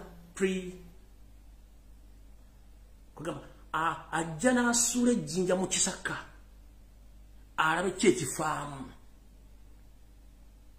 So whatever thing you see in the media concerned about those people, it's just premeditated. Bakutekerawo ekintu bakikuteerawo gwe nakinoga kino kize nenga they mean it bakitegeeza. Kati ntandise bwenti. Munnange mu meeting ey'abasajja abajja bazze bakimanyi bulungi nnyo nga batumiddwa Yoseti Bahabura tabasoma mutano wa Karekezi okujja okukola ekintu ekyo Mbulange Mengo ke kamanyiro ke ndabagambye. Kino bakiteesaako mu meeting nga bayina ensonga lwaki bakuba ejjinja mu kisaka okumanya kye kinaafa mu kisaka era ekisaka bakiwulidde kye kitegeeza. Njagala kugamba abantu bano bengenda okusoma wano wammanga n'ebintu bengenda obbasomera tasaagala muntu akaaba muntegeere bulungi nnyo. Buli kintu ekijja mu Uganda bakiteekawo nga kikwata ku gavumenti ya Yoseri etaliiwo mu bufu baba kitegeeza nga gye kiri kino bazanya kizannye. Abasajja bano okujja mu Bulaaya gwadde muzannyo okubategeeza tulina ekintu kye tuzimba bwana kye tuzimba erode nga bwe kiri kye kiruwa. Baade bakasuka ejjinja mu kisaka nga Museveni yabatumye ne meeting yatuula nga bagenda okukola ekintu kino nga ne Mayiga kenyini akimanyiiko. Ebyebuzabuza nga afukaana musimanyi nadde simanyiiko ngenda kutegeeza mukama wange. No, Mayiga knows each and everything and he knew that those people are going to come and he knew exactly the statements who were going to be made in that meeting. He knew exactly. Kubanga oli mukama wa Yesu tawasamtano wa Karekezi. Bazise nga bagala bategeeza nti ettaka ly'ekibuye kati kamba basomere mugenda kutya. Ettaka ly'ekibuye Katwe Busaabala wonna okutuuka Kayanja ka Kabaka wonna baalitwala dda ebyapa byafuluma dda. Guess what?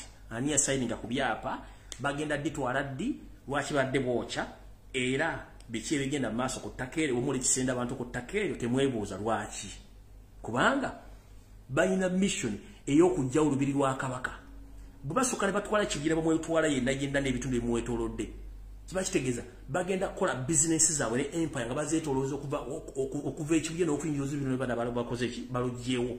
That is their main target.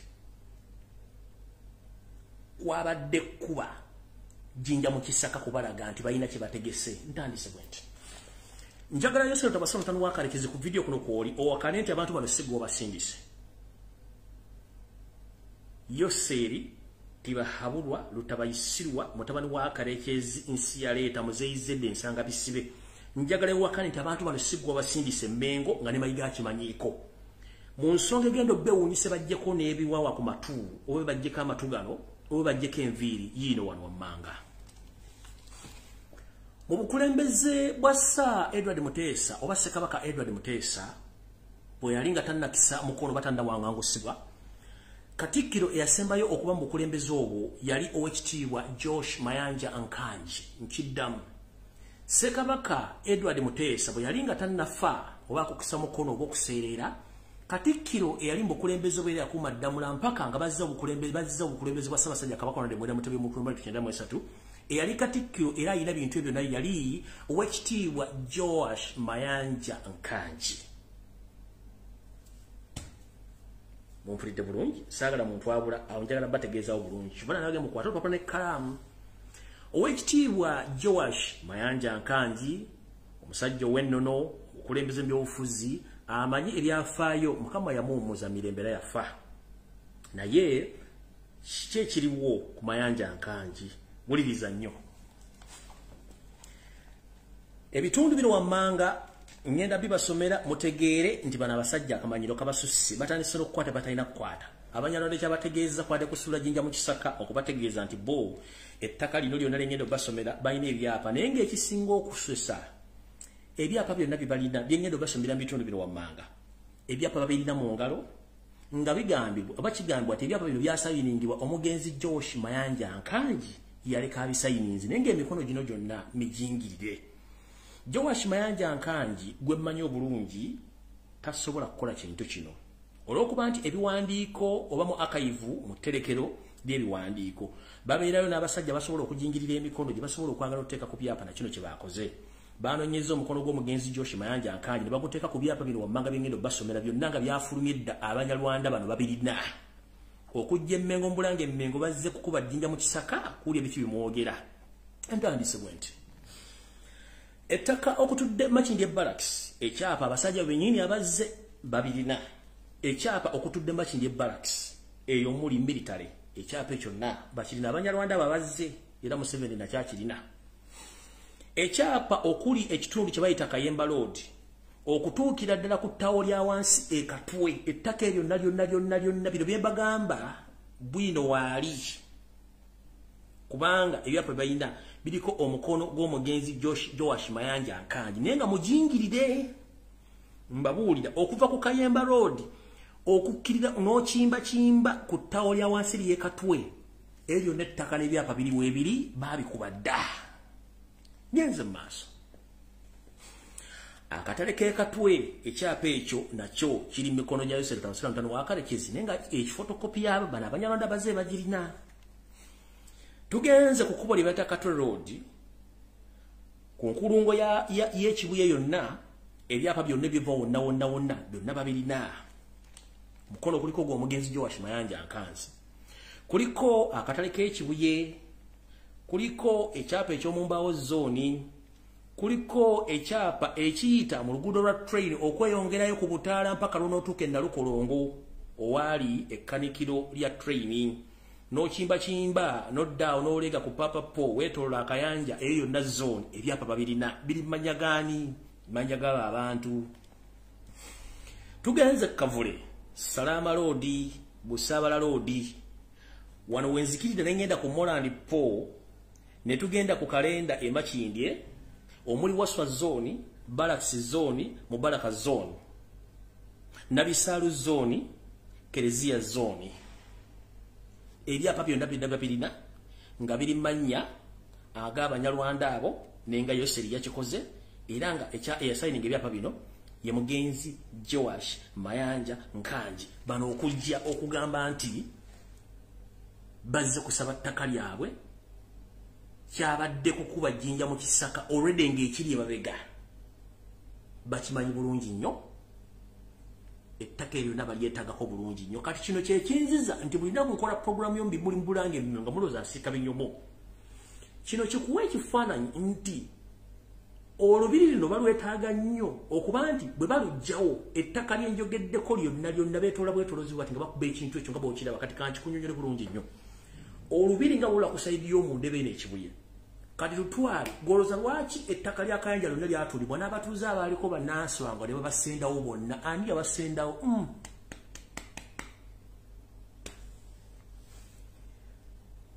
ezo zonna ze tuyite enteekateeka ze mutalaba baagala kukuba ekitundu ekyo kyonna kati bakuba akayanja ettaka balijja erisinga obungi bayite ku paapapo bagweri wansi train gye bazikanikire nalukolongo ekyo n'ekitundu bakikube bayite ku train wansi eyo bayingire Katwe batwalireko n'ekisenyi bakube baddeema kiriyo bati bonna beetooloyo kati tunuulira ekibangi ettaka eryo lyonna nga balizinzeeko wamu batutte n'olubiri lwa Kabaka Emmengo nabo balusaanyizaawo era ng'oga munnange bye twogera tebiriiyo mbasomedde buli kimu nga bwe kiri ebyapa ani yabikola kati munnange nze byange mbyogera misana ng'omusezi agula essiriani tengenda kulira ku bantu bange bimala ebituukawo bwe mulya mu bitundu by'emmenye ng'eriyo enkaana z'ettaka basenda abantu ku ttaka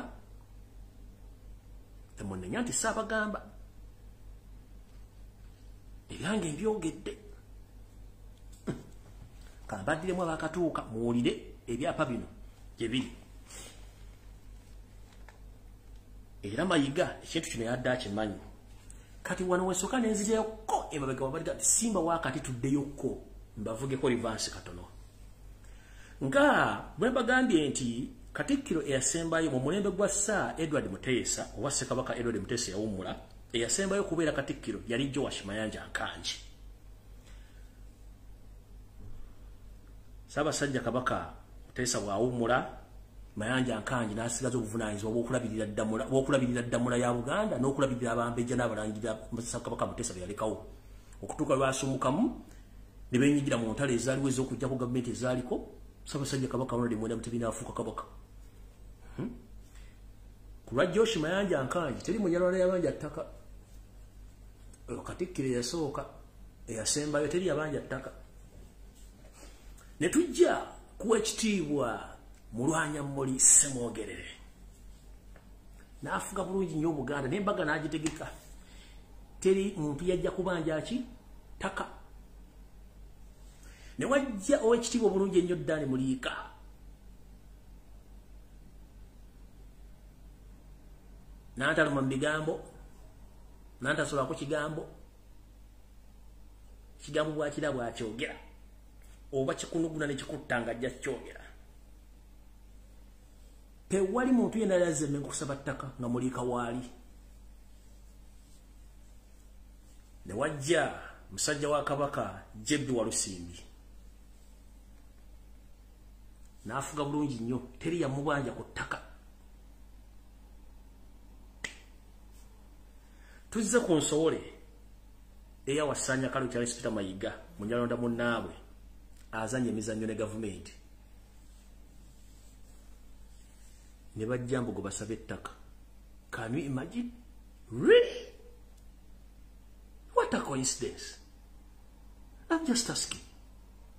Of all the Prime Minister of Uganda, nobody came out claiming for that land until the usual suspect was Sanyakalu Charles Peter Mayiga, Mr. Araji.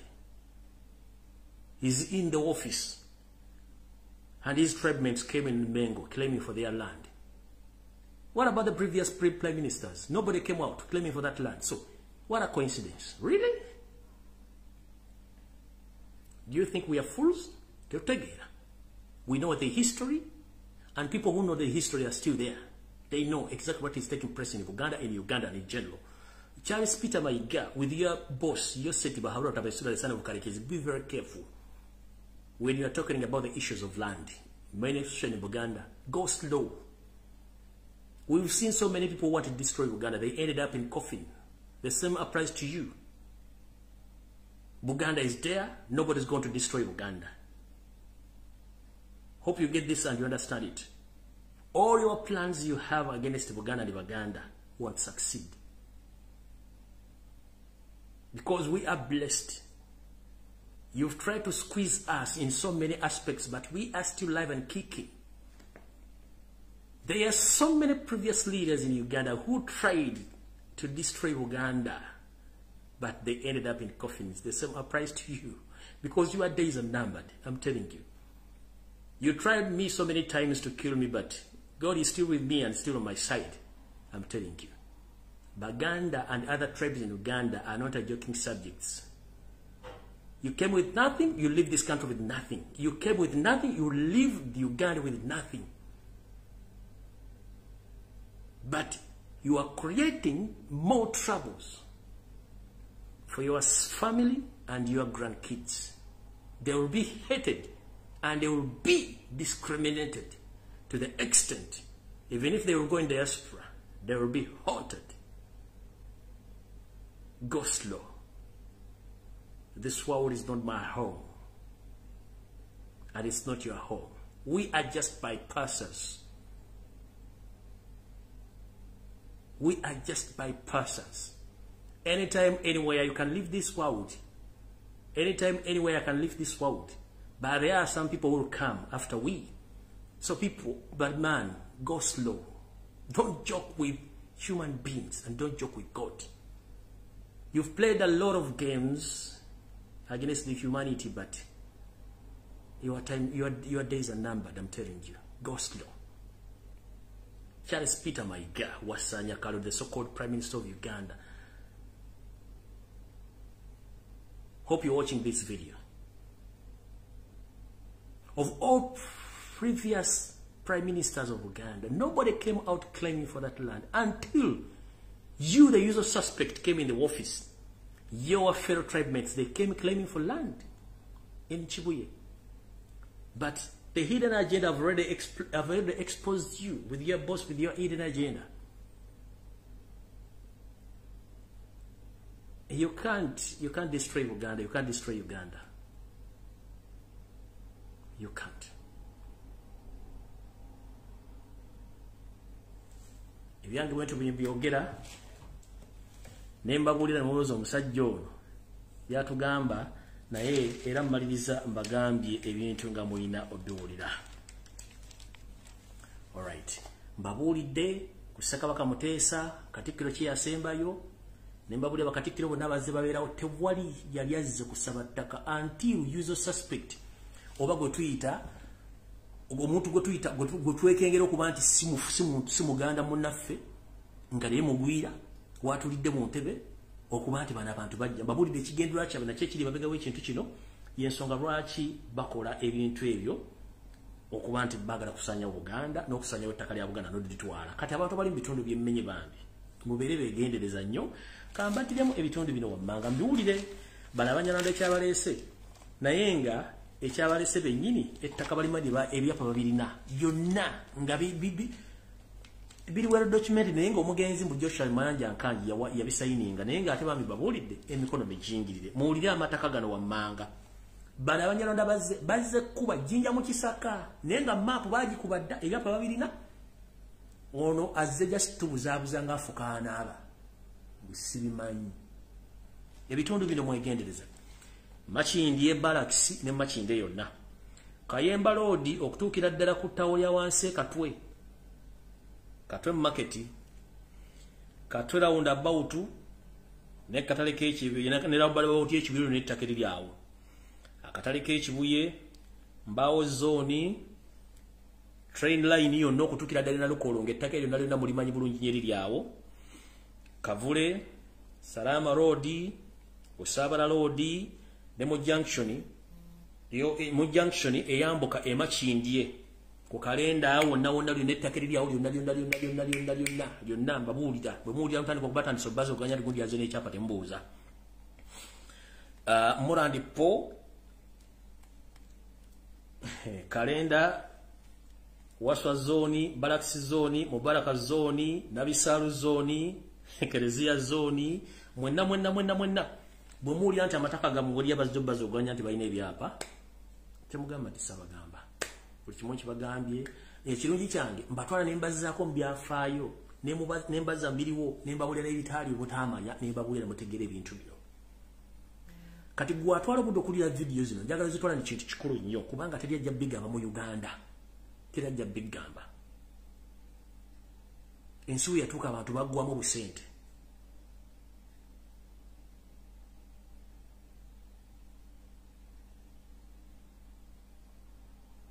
ettaka Museveni lyopankirako liriko bannyini lyo kubanga ettaka lirimu lya bulombolombo nanono ettaka lya bafamilies ezimu kati gwe nabona nakugambe ettaka teririna mipiira terisobola kuvaawo gwe ne bona olitwala n'omenya abantu bonna noba ettaka tolina gy'ogenda dditwala ekizibu kye mulina kaumentalite muloleza kumpi nnyo nga toothpick bw'okwata toothpick kyogikozesa giteeka mu kamwa kujjamu nnyama ekulaliddemu bakantu konna gyendowooza yammwe nyimpi nnyo bweti temufokasinga ne kamera eya 0.25 bagite bate 2.5 megapixel ebasinga okulabira ebintu ewala ku zooming ebintu embirabirano bribe killing destroy and eliminate mwene mufuna kyemwagala you can't focus kubanga buli kimu manyi muwina muntu otwalitulya abanene emirembe engalo emuntu tina kyegenda kukola tetuli nte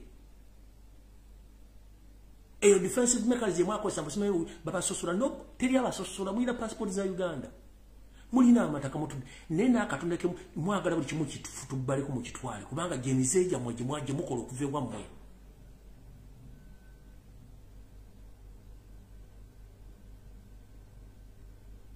that cow mentality okay in fact buli muntu kyemugenda okukola nekimusuubira okukola tukimanya mangu nnyo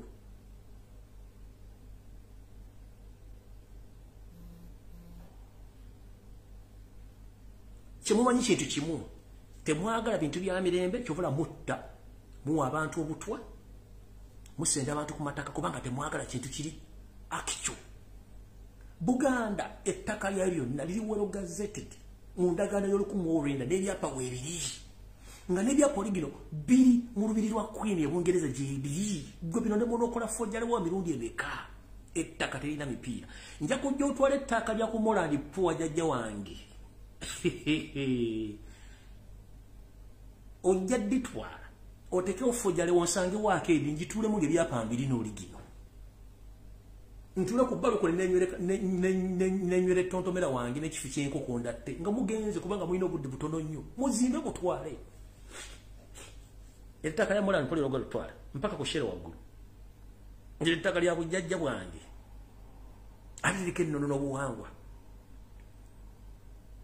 otwale ekibuye yonna busaabala makindi ettaka liriko bannyini lyo balina ebyapa oligino gyebiri ekyo nabagamba nti kwekunabale kwesiga ebizigo nga tonaaba ojja kusigala ng'owunya era abantu bajja kutegeera nti owunya mwendowooza yammwe ntono nnyo cow mentality is your problem. That's why you hold a stick and you hold a gun. You don't differentiate between a stick and the gun. Because that is the system used to, that's the system they used to. For what use? The end of the day, we are going to die, we are going to leave each and everything behind. Ebibbe tebyala ate Bibbuli etugamba nti bw'olimala okunyaga naawe oli wummuza by'onyaze bagenda kudda kunyage. Bibbuli egamba bw'olimala okunyaga naawe kennyini bagenda kunyaga by'onyaze babitwale. N'olw'ensonga eyo fundikira akatambi kano olwaleero nja kudda ku lunaku z'omwenda sasa mumu nja kubeera okusabbiza ekiro mbabuulira ebiddako naye mukama 13 mpeera kano ke kaloozo akasigalayo akasembayo ke kubajjukiza obwongo njala bazo okusa ngenda ngakola akantu akasembayo mu program ke bayita okubaza okusa obwongo mbaya akantu akatono ke bagamba muzukko obwongo onozukko obwongo butya bulijjo mbagamba nti oyinza okukola ekintu okulumya omuntu n'owunzikanga oyambe muyambe ekkiriza oba oyinza okukola ekintu ku lw'okwagala n'obaako abalaba olumya bannayuganda muzukko obwongo abasajja bano baagala nnyo okufuna ensimbi ze batakoleredde Sawa zino bale mu kusooka okumanya mbo bannasayansi ba Uganda bayita bannasayansi basooka okusooka njagala osooke webuzeemu ebintu bino wammanga byengendo nga nfundikira vidiyo ekisooka Uganda ng'ensi eyina buli mbeera ya budde yonna esobozesa omuntu okuba nti yeetayambulamu bwa bulijjo omusana gwake enkuba neetonnya tetulina bunnyogovu nti ekirwadde kya lumima mawuggwe tekisobola tuyisanga zino ensi endala kyekisooka ekyokubiri bali mu okumanya nti bw'obeera ku mutimbagano ne bw'obanga oli mukaamugwanya otudde olina essimu yo balaputopu n'otayipinga ekintu ng'okitadde ku Gola Moses w'okiterako n'omuntu ali mu Amerika mu nsokolo agenda kitegeera akimanye kati abakulu bano baggadde eggwanga okumala emyaka 2 ne baggala amasomero abalala abandi bafunye embuto nasembayo okumanya nga gira emitwalo 16 egy'abaana abawala abavudde mu ssomero bafunye embuto abalenzi tubamanya abasomesa bo okudda kijja kuba kizibu kati wano wali busiri waawe munnange bali bagenda baggalya mu December nga atandika ne bagali banasajja bakulaga okwongeza ennamba z'ekirwadde kino bakiteekewo bazenga bagati tufunye n'ababozi tufunye yabo tufunye ne batakaona kino ekirwadde ekipya ekyaze ne bakiteeka mu kompyuta kumbe ensi ekola enseraba munnange be balina kampuni zitwala abaana e Bulaaya okuba ekyeyo muwulira bulungi be balina buli kimu naye mbo bannasayansi abeera ku kompyuta Ministry of Health Smaine State House balangiridde tufunye ekirwadde ennamba bozi tebaziteekayo ensi negamba okay tuziraba munere batero libusa abaana bawira ndowooza babadde nga bamekale bannansi bagenda otambula nga ensi ya Dubai oba ensi ya Union zigamba teri muntu yenna ava mu ggwanga lya Uganda n'ensi zibataddewo mukuddamu okulinnya nnyonyi ng'ezijja mu nsi yaabwe ensonga evudde ku kiri kye mbadde mukola nga update sime tufunye n'ababozi bali ensi zeekengera nnyo ezaagala bizibu byammwe kati baggadde bannansi on average buli muntu alemeddwa okulinnya ennyo olwala gwe bagobye ekitonya spendize miliyoni 5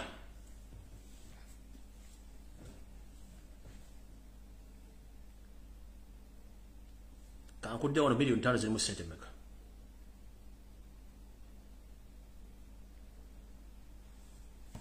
on average buli muntu aganiddwa okulinnya ennyo ogenda mu Dubai wa mu nsi gy'abadde alina okugenda on average aspendize $3,300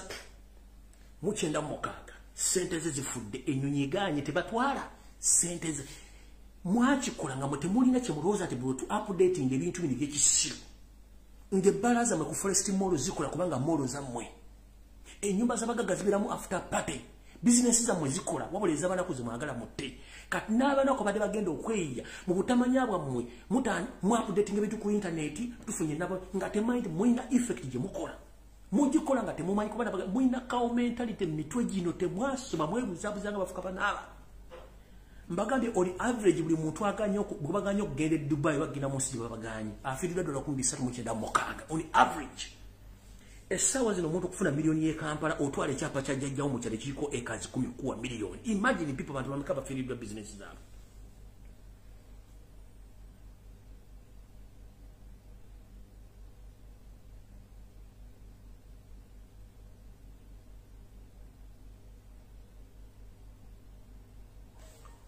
omanyi kye bayita dream nga Uganda omuntu emwokyeza n'enviiri zimuvudde ku mutwe ne bamugamba visa yafulumye ofunye working visa n'omulimu ogufunye ogenda kulinnya enkya mukazi wattu omusajja tunakwata akasawo ke ne passport ye n'asibula n'abawakale bagamba nayize ngenze tujja kuwuliziganya katugende Allah tukwatireko n'akwata akasawo ke ne kasuitcase n'alinnye mutwala ku kisaawe n'atuulaawo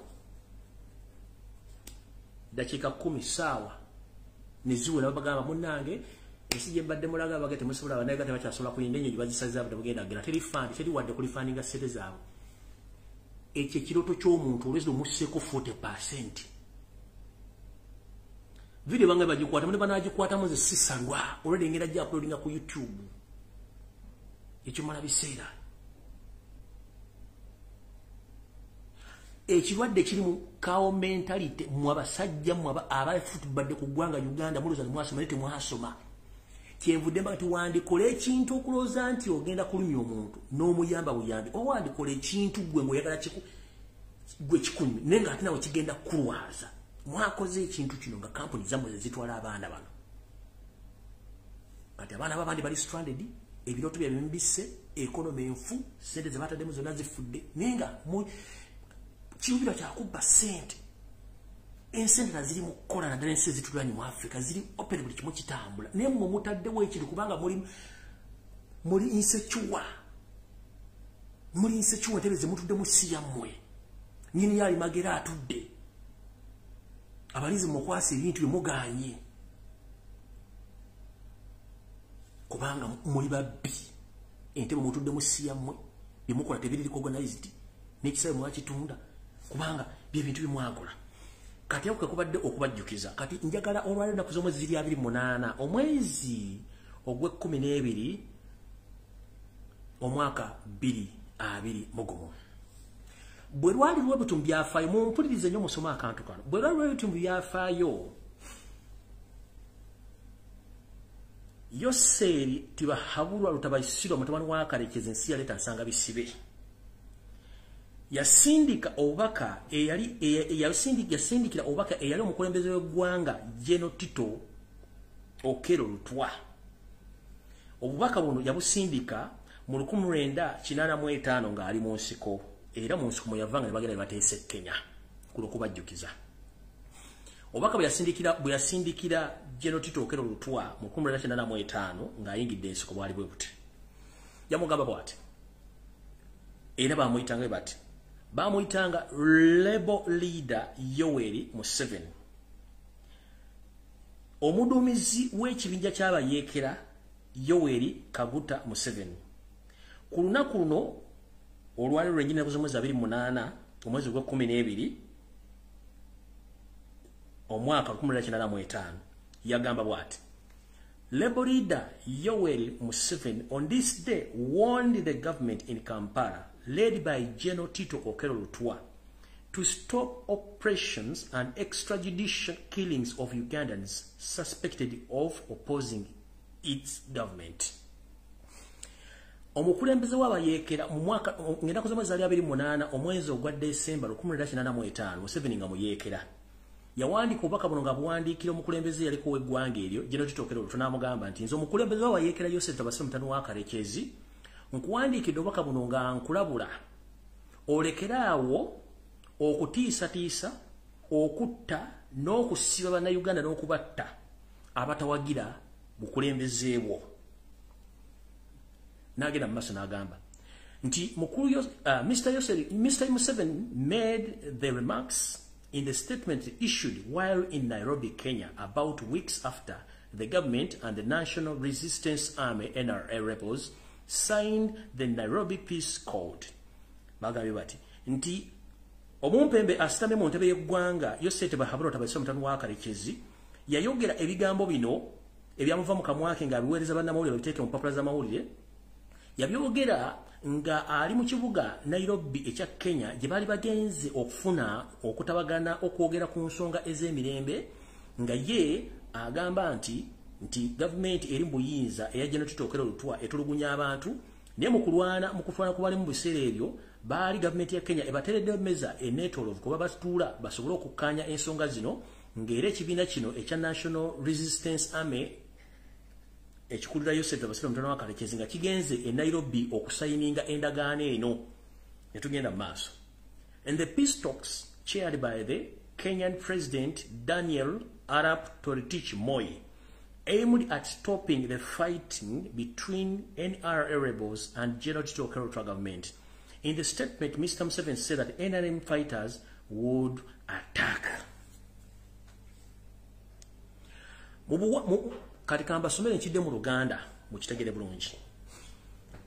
Ennaku z'omwezi 28 lunaku lwennyini olwaleero. Omwezi gwali gwa 12 era lwe lwaleero ekyenjawulo nti kati luli lwali 1985. Eno tuli mu 2020 mugumu tetunnagumalako. Omukulembeze w'ekiwayi ky'abayeekera ekya National Resistance Movement Yosef Bahabula Tabasiro mutano wa Kalekezi yasindika obubaka obulabula eri government eyali etwala obukulembeze mu Uganda essaawa eyo eyali ekulemberwa omugenzi Tito Okero Lutwa nti alekeraawo okunyigiriza okuteekawo amateeka gatakwatagana okusiba bannayuganda n'okubatta abo abatebawagira government eri mbuyinza eyali ya Tito Okero Lutwa mu biseera ebyo. Ne bagamba nti Yosef Tabasiro mutano wa Kalekezi yakola okulabula kuno n'okusindika obubaka buno mu bubaka bwe yasindikira buno yabusindika ali mu kibuga ekikulu ekya Kenya ekya Nairobi gye bali bagenze okwogereziganya mu njogereziganya ey'emirembe wakati wa gavumenti ya Tito Okello Lutwa n'ekibiina ky'abayeekera ekya NRA eno gye bali basayiningira endagaano ey'emirembe. Mu ndagaano eno ey'emirembe yali ekulembeddwamu eyaliko omukulembeze wa Kenya mu biseera ebyo omugenzi kati eyali ayitibwa Daniel Arap Toroitich Moi, ng'era ekigendera kino kyekyali eky'okuyimiriza okulwana okwali wakati wa gavumenti y'omumpembe omugenzi Tito Okello Lutwa n'ekibiina ky'abayeekera ekyali kikulira Yosef Mutano wa Karekyezi mu gavumenti eyaliko ekibinja kino kyali Ludembe bitundu bya Luweero, naye nga jjukira omwami ono enkola gyakola eno muteesa ng'eri emabega akola ki aseesaamu. Eno buno bubaka Museveni yabwogera ng'abwogera bw'agamba nti Tito Okello Lutwa bw'ataakuma ebikolwa bino eby'okutuwamba, okutta, okutulugunya n'obutakkiriza kooti kukkiriza amateeka genda mu maaso, ajja kulegerera abayeekera be balumbe bajje ku gavumenti. Kyafundikirawa era kyafundikira abayeekera be eno bateese Nairobi ng'eno bw'aseesaamu enkuba bwe zikola ki bwe zigenda maaso okutuusa endagaano bw'ataagiwa kitiibwa nga bw'atawandagana kitiibwa n'amaliriza nga gavumenti ya mukwano gwe agiwambye agiggyeeko. Ebigambo bino binajjukirwanga nti ebigambo bigenda maaso mu ggwanga okutta, okuwamba, obutawa kooti kitiibwa n'okutulugunya n'okubuza Bannayuganda bye bimu ebigambo Museveni byamutwala mu nsiko bye bigambo byayogera. Mukama akuwe ekiwummulo eky'emirembe n'ekitangaala kikwakire musajja gwe. Bino byonna by'okoze banno baabikola. Nkiddamu bino byonna by'okoze banno baabikola. Bewavumanga nti baali bakyamu by'okoledde ddala n'okusinga bo. Bakugamba nti ebyafaayo biddiriŋŋana okuggyako y'atabimanyi yabiwakanya. Wetugambira nti history repeats itself. And exactly it's what is taking place in Uganda right now. Museveni ebigambo bino byava mu kamwako mbyobulidde abantu kikyoyagala abantu bakukolera essaawa zino gwe kennyini wabyogera ate ng'okimanyi. Okuggyako akanyoomonyomo n'akajanja akasumagiza agula akamugwanyi oba yeyalira nti bw'anaatukamulira n'akola yootya. Mutugamba Bannayuganda tuli batiitiizi era tetulina kye tusobola kukola, mujja tutta mutumale mpaka nga mufunye kimwagala. Kirungi nnyo okukyogera naye omukyogerera mukimanye nti Bannayuganda abantu abasinga emirembe tebaagala kuliwa mu ssaayi. Munakifuula nti mukitutte nti kyakuzannyirako. Obugonvu bw'olujegere gemaanyi gaalwo. Nkiddamu obugonvu bw'olujegere gemaanyi gaalwo. Gye lukoma okuba olugonvu gemaanyi gaalwo. Gye lukoma okukaluba eggaali tetambula era ekivaamu eyinza okwemeketa amannyo sinakindi enziga neggwerera okukwata olujegere. Mukiro ntegeeza ki nti bw'oba ogoba musajja munno leka nga mwezi n'akuzza batte likodi weeziri naawe kennyini ekyatwala banno kye kigenda okutwala. Naye mu ngeri etya fe oyinza okuza tugenda kukola kye wakola naye ng'ate ekiyinza okukolebwa kirala nnyo kubanga ebyokukola bingi. Bannayuganda tebalaakira ne bagamba munnange yakwalula esiridde bajja kukusitukiramu naye ng'ate obudde tebuli wala nnyo. Buli ali gy'ali kanula amaaso, va ku bantu ababakyusa obwongo, va ku bantu abalimbalimba kubanga bino byenjogera tojja bifuna ku TV oba radio. Mukama bakingirize, mbagaliza omwaka omupya omulungi. Mukama bankuumire tusinkane kana z'omwezi 3 lwenja okuddamu okuleka ku mutimbagano. Mwera maximum respect.